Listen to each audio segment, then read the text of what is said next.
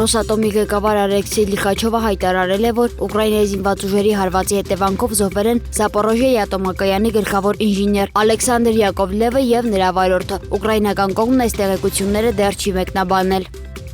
Ուկրաինական անօդաչու թռչող սարքերը հարվածել են Էնգելսկի ռազմական օդանավակայանի ուղղությամբ Ռուսաստանի Սարատովի մարզի Էնգելս քաղաքում վաղ առավոտյան պայթյուններ են որոտացել։ Տեղական իշխանությունները հայտնել են ուկրաինական անօդաչու թռչող սարքերի հարձակման մասին։ Հարվածների հետևանքով վնասվել է քաղաքացիական ենթակառուցվածք։ Նախնական տվյալներով տուժածներ չկան։ Ուկրաինական Էքսիլենովան եւ մոնիթորինգային ալիքն ռուսական անկախ աստրապարբերականի տվյալներով հարձակման հիմնական թիրախը եղել է Էնգելսի ռազմական օդանավակայանը։ Աստրան նաև հայտնում է, որ անօդաչուներից մեկը հարվածել է բազմաբնակարան շենքի, որը գտնվում է օդանավակայանի թռիչքուղուց մոտ 2 կիլոմետր հեռավորության վրա։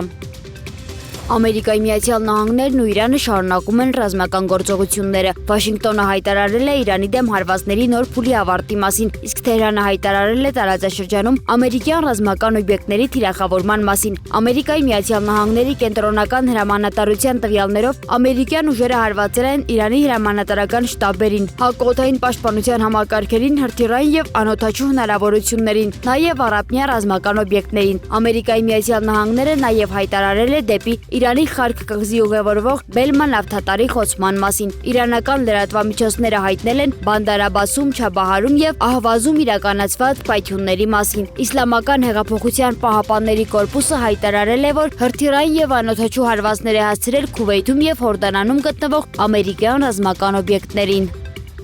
Ամերիկայի Միացյալ Նահանգների հետ Իրանի արտաքին գործերի նախարարության խոսնակ Էսմայիլ Բաղային հայտարարել է, որ Թեհրանը ներկայում Միացյալ Նահանգների հետ բանակցություններ վարելու ծրագրեր չունի։ Նրա խոսքով այս փուլում Իրանի առաջնահերթությունը երկրի պաշտպանությունն ու անվտանգության ապահովումն է։ Ուկրաինան տարեվերջին կարող է սկսել Պատրիոտ համակարգերի արտադրությունը։ Ուկրաինայի նախագահ Վոլոդիմիր Զելենսկին հայտարարել է, որ երկիրը կարող է արդեն այս տարվա վերջում սկսել Պատրիոտ հակաօդային պաշտպանության համակարգերի արտադրությունը։ Նրա խոսքով համապատասխան աշխատանքներն իրականացվում են Ամերիկայի Միացյալ Նահանգների հետ ձեռք բերված պայմանավորվածությունների շրջանակում։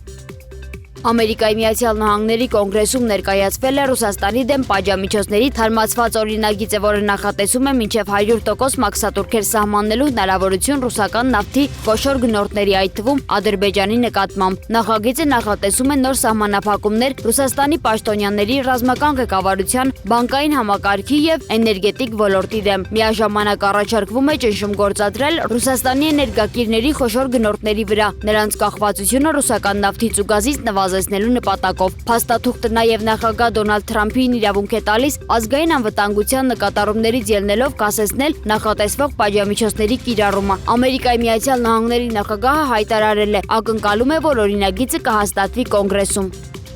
Իրանը թույլ է տվել երկիրը լքել Ամերիկայի Միացյալ Նահանգների քաղաքացուն, որը ձերբակալվել էր 2024 թվականի դեկտեմբերին, հայտարարել է Ամերիկայի Միացյալ Նահանգների նախագահ Դոնալդ Թրամփը։ Նրա խոսքով Ամերիկայի Միացյալ Նահանգների քաղաքացին արդեն Իրանի տարածքից դուրս է, գտնվում է անվտանգ վայրում եւ լավ վիճակում է։ Թրամփը շնորհակալություն է հայտնել Թեհրանին, հայելը որակելով որպես բարի կամքի դրսևորում։